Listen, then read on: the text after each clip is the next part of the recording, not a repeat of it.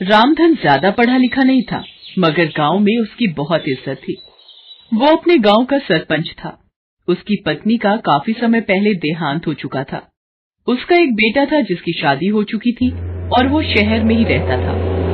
रामधन ने खुद तो ज्यादा पढ़ाई नहीं की थी, मगर अपने बेटे को खूब पढ़ा लिखाकर डॉक्टर बनाया था। अब वो शहर में ही रहता था और वहीं के अस्पताल में काम करता था। रामधन अपने गांव में अपने न्याय के लिए जाना चाहता था। उसकी पंचायत में जो भी गुहार लगाता था उसे न्याय जरूर मिलता था। गांव के गरीब मजदूरों के लिए तो वो किसी देवता से कम नहीं था। अमीर हो या गरीब, उसकी नजरों में सब बराबर थे। एक दिन रामधन अपने बरामदे में बैठा हुक्का पी रहा था। तभी उसके पास गांव के 2 मजदूर आए। हुकुम की जय हो, हमें न्याय दिलवाइए हुकुम। क्या हुआ? पूरी बात बताओ। हुकुम, हमने पूरे 6 महीने गांव के महाजन सुखी लाला के खेत में काम किया है। उसने कहा था कि 6 महीने की पगार इकट्ठी देगा, मगर अब वो अपने वादे से मुकर गया है मालिक, और हमें 1 रुपया भी नहीं दिया है। हम लोग गरीब लोग हैं हुकुम।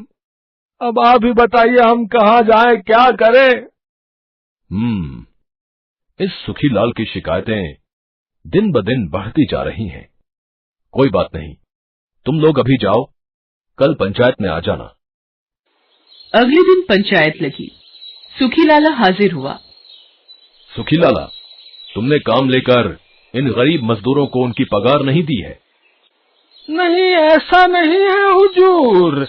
जब ये दोनों मेरे पास आए थे तो एकदम सूखे हुए थे, और अब देखिए ये दोनों कितने हट्टे कट्टे लग रहे हैं। इसका मतलब इन लोगों ने मेरा काफी माल उड़ाया है। हाँ।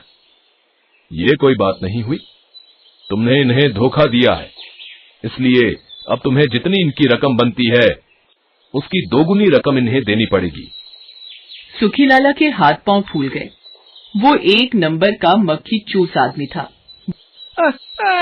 ऐसा मत करे हुकुम, मैं अपने फसल का एक हिस्सा इनकी पगार के रूप में देने को तैयार हूँ, मगर फसल के ऊपर का हिस्सा मेरा होगा और नीचे का इन दोनों का। मंजूर है। सब लोग कानाफूसी करने लगे कि ये रामधन ने क्या किया, मगर रामधन ने भी सोच समझकर ही ये बात मंजूर की थी। उधर सुखी लाला मन ही मन खुश होकर सोच रहा था, अनाज तो फसल के ऊपर के हिस्से में होता है और नीचे तो सूखे डंठल होते हैं।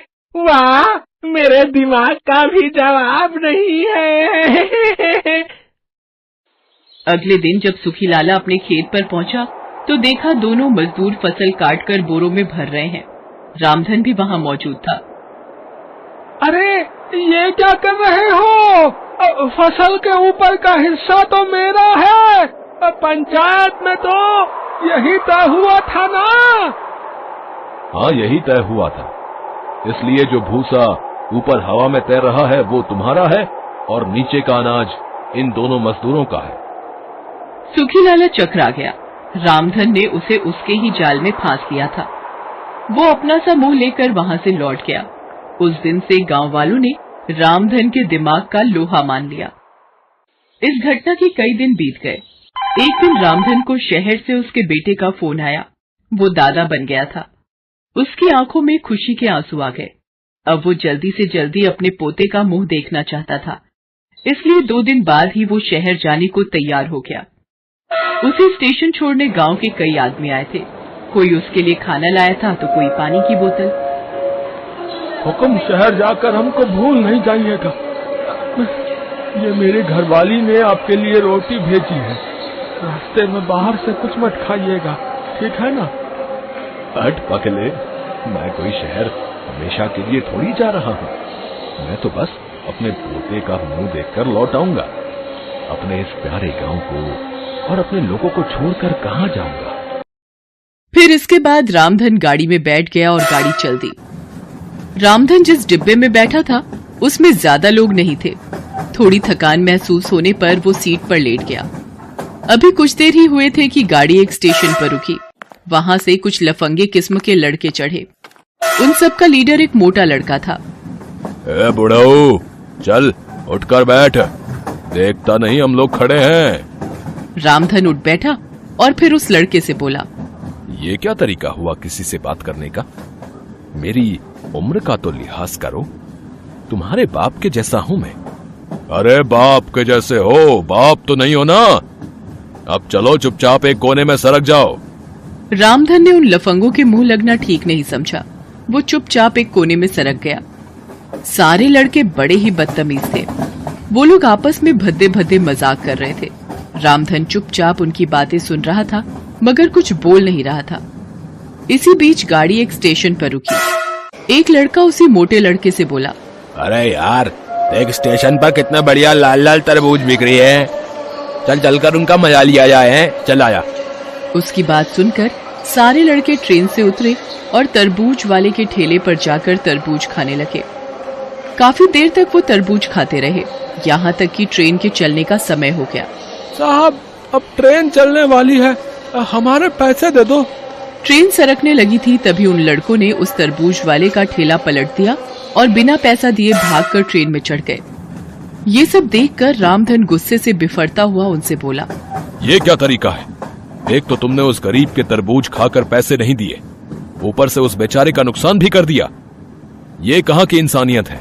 चुप करो बड़ो है, नहीं तो ठेले की तरह तुझे भी ट्रेन से बाहर पलट देंगे, समझा कि नहीं है? रामधन जैसे गुस्से का घूंट पीकर रह गया। गाड़ी धीरे धीरे अपनी मंजिल की ओर बढ़ने लगी। उधर उन लफंगे लड़कों के मन में एक और शैतानी कुलबुलाने लगी। यहाँ से थोड़ी दूर पर ट्रेन जो है ना, ट्रेन एक जंगल से होकर गुजरेगी, जंगल से, समझा क्या? यार सेल्फी लेने के लिए ना मस्त जगह है भाई, मगर वहाँ तो ट्रेन रुकेगी नहीं। अरे ये जंजीर किस लिए है? मगर यहाँ लिखा है कि बिना किसी इमरजेंसी के चेन खींचने पर 10,000 रुपए का जुर्माना लगेगा भाई। तो क्या हुआ, सब लोग जमा करते हैं 10,000 रुपया। सबने पैसे निकाले और थोड़ी ही देर में उनके पास 10,000 जमा हो गए। उन 10,000 रुपयों को उस मोटे लड़के ने अपनी जेब में डाल लिया। रामधन ये सब देख रहा था। तभी उस मोटे लड़के के दिमाग में एक और शैतानी आइडिया आया। उसने अपने सब दोस्तों को जमा किया और फुसफुसाकर उन्हें अपना प्लान बताया। रामधन उनका ये प्लान सुन नहीं पाया। ठीक समय आने पर उस मोटे लड़के ने लपक कर चेन खींच दी। चेन खींचने के कुछ देर बाद ही ट्रेन का टीसी 2 चौकीदारों के साथ वहां आया। ये चेन किसने खींची थी? सर, ये चेन इस बुड्ढे ने खींची है। क्यों खींची आप इसी से पूछ लीजिए। रामधन भौचक्का रह गया। उस लड़के ने सारा इल्जाम रामधन पर लगा दिया था, मगर वो भी रामधन था। अच्छे अच्छे उसके सामने पानी भरते थे। उसने तुरंत ही अपना दिमाग चलाया और टीसी से कहा, जी हाँ सरकार, चेन मैंने ही खींची थी। क्यों? इस मोटे लड़के और इसके साथियों ने मुझे डरा धमकाकर मेरे 10,000 रुपए लूट लिए हैं। आप इस मोटे लड़के की तलाशी लीजिए सरकार, इसी की जेब में आपको मेरे पैसे मिलेंगे। सारे लफंगे सिटपिटा गए। रामधन ने नेहले पर दहला फेंका था। उनके होश ही उड़ गए। हवलदारों ने उस मोटे लड़के की तलाशी ली और उसकी जेब से 10,000 रुपए मिल गए। उसे और उसके सारे साथी रोते चिल्लाते रह गए और उनको पुलिस पकड़कर ले गई। मोटे लड़के की जेब से मिले रुपए रामधन को दे दिए गए। इस तरह रामधन ने अपनी बुद्धि के बल पर न सिर्फ उन लफंगों को सबक सिखाया, बल्कि 10,000 रुपए भी कमा लिए थे। इसे कहते हैं 100 सुनार की 1 लोहार की।